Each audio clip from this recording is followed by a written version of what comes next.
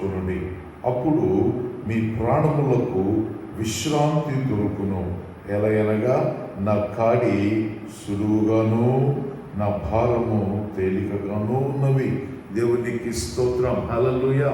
ఇక్కడ వ్రాయబడినటువంటి ఈ మాట యేసు ప్రభు వారు స్వయాన ఈ సర్వలోకాన్ని ఆహ్వానిస్తూ మాట్లాడుతున్నటువంటి మాట.